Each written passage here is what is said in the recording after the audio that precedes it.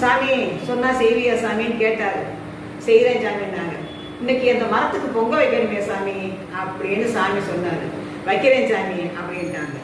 உடனே வீட்டுக்காரரை கூப்பிட்டு டூவில் எடுத்துகிட்டு போய் வீட்டுக்கு போய் குளிச்சுட்டு பொங்கலுக்கு வேணுங்கிற ஜாமானெல்லாம் வாங்கிட்டு பானையெல்லாம் எடுத்துகிட்டு நம்ம வந்துச்சு.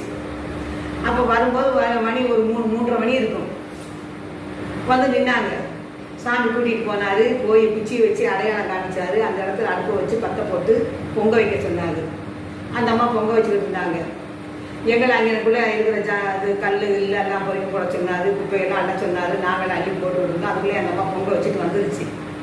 சாமி அந்த சாலையில் ஒரு திருநை மாதிரி இருக்குது. அந்த திருநையில் தான் உட்காந்துருந்தாரு. நாங்கள் சாமிக்கு பின்னாடி நாங்கள் உட்காந்துருந்தோம். அந்த அம்மா பொங்க பானையை வந்து சாமி முன்னாடி வச்சாங்க. வைக்கவும் சாமி சொல்கிறாரு, ஏன் சாமி அந்த மரத்துக்கிட்ட படையல் போடு, தேங்காய் பழமெல்லாம் உட அப்படின்னாரு. அவங்க சரின்ட்டு போய் தேங்காய் பழமெல்லாம் அது படையெல்லாம் உடைச்சிட்டு வந்தாங்க. வரவும் சாமி உங்களுக்கு பொங்கல் வச்சு கொடுக்குறேன் சாமி அப்படின்னு சொன்னாங்க. சரி மாரியம்மா வச்சு கொடுன்னாங்க. பொங்கல் வச்சு கொடுத்தாங்க சாமிக்கு. சாமி சாப்பிட்டாரு. இந்த மிச்சம் இருக்கிற பொங்கல்லாம் எல்லாருக்கும் வச்சு கொடு மாரியம்மானாரு. சரின்ட்டு எல்லாருக்கும் வச்சு கொடுத்தாங்க. அப்படி இப்படின்னு ஒரு 5:30 மணி 6 மணி ஆயிடுச்சு. சாமி என்ன பண்ணாரு, சாமி சரி அந்த படையெல்லாம் எடுத்துட்டு பொங்கல்லாம் எடுத்துட்டு நீ வீட்டுக்கு போ சாமி அப்படின்ட்டாரு அந்த அம்மாவை. அந்த அம்மா சரின்ட்டு துறையோட கூப்பிட்டு அந்த அம்மா வீட்டுக்கு போயிட்டாங்க. போகவும் சாமி ஒருத்தர் கூப்பிட்டாரு. கூப்பிட்டு சாமி மழை வருமா சாமி அப்படின்னு கேட்டாங்க. யாரும் ஒன்றுமே பேசலை. என்னையும் கேட்டாங்க மழை வருமா சாமின்னு. நாங்களும் ஒன்றுமே சொல்லவே இல்லை. ஒரு 6 மணி 6:30 மணி இருக்கும். பெரிய மழை பெஞ்சிச்சு. பெரிய மழையாக பேஞ்சு அப்படியே மின்னல் வெட்டு கரண்ட் போயிடுச்சு. சாமி என்ன பண்ணாரு, ஒரு 6 மணிக்கு தொடங்கின மழை ஒரு 7-8 மணி வரையும் இருந்துச்சு. அந்த சாரல் ஓட்டு சாரல்லேருந்து தண்ணி ஒழுகுது. சாமி வந்து அந்த இதில் படுத்திருக்காரு. சாமி மேலே சலன்னு தண்ணி விழுகுது. சாமி பேசாமல் படுத்திருந்தார். எங்கள் வீட்டில் சித்தராஜ சாமின்னு ஒருத்தர் இருந்தார், பாம்பாட்டி சித்தராஜ். அவர் சில ரகசியமெல்லாம் எனக்கு சொல்லி கொடுத்துருக்காரு. அதை விட பாடியை போட்டுட்டு போனால் அந்த பாடி எப்படி இருக்கும், கூடு விட்டு கூடு மாறி போனால் எப்படி இருக்கிறத எனக்கு சொல்லி கொடுத்துருக்காரு. சரின்ட்டு பார்த்தேன்.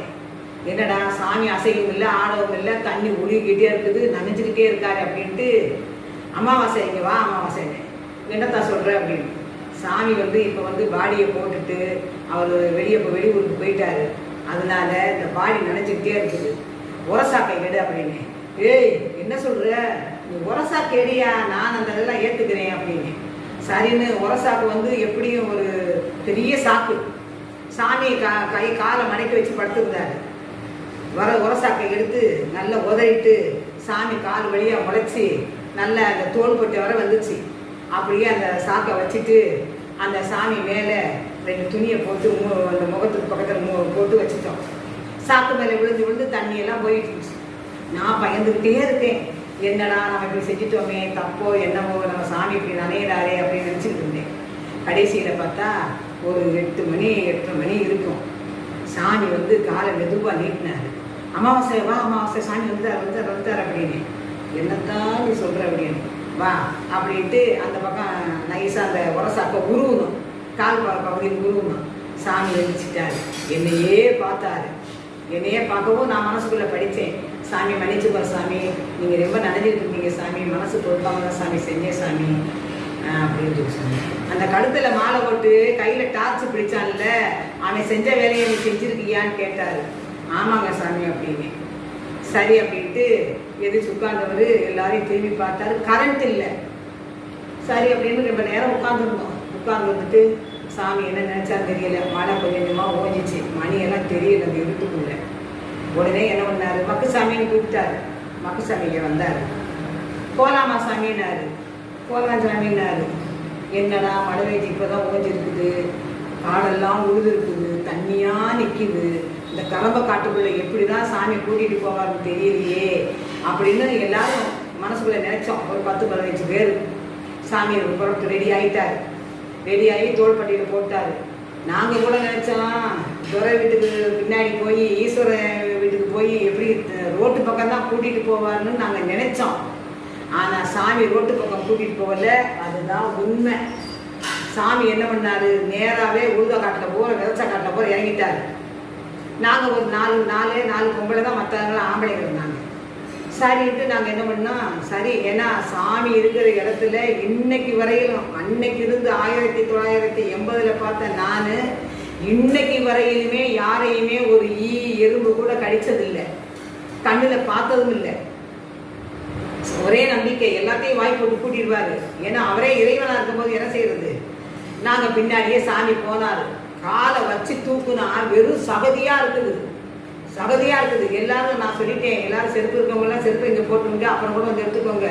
சாமி இப்போ ஊத காட்டில் கூட்டிகிட்டு போகிறாரு, விதைச்சிருக்குது பூரா, அவ்வளோதான் முழங்கால் வரைக்கும் சகதியாக இருக்குன்னு சொல்லிட்டு தான் நான் கூட்டிகிட்டு போனேன். சாமி முன்னாடி போனார். சாமி எங்கே கால் வைக்கிறாரோ அந்த இடத்துலையே தான் நானும் கால் வச்சு போனேன்.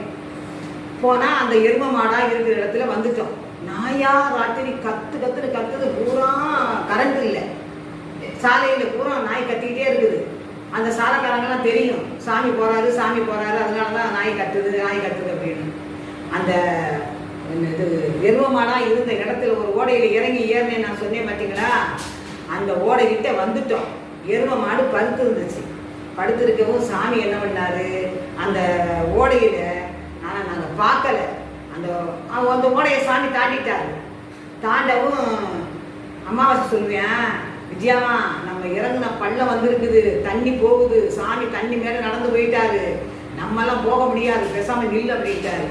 நான் அமாவாசை எங்கள் கூட வந்த ஒரு கும்பளைங்க எல்லாருமே என்ன பண்ணா நின்றுக்கிட்டே இருந்தோம். சாமி கொஞ்சம் தூரம் போய் திரும்பி பார்க்குறாரு, என்னடா இவங்க ஓடையில் இறங்கி தண்ணியில் வர்றாங்களா இல்லையான்னு பார்க்குறாரு. அப்போ மக்குச்சாமின்னு கூப்பிட்டாரு, நின்னாரு.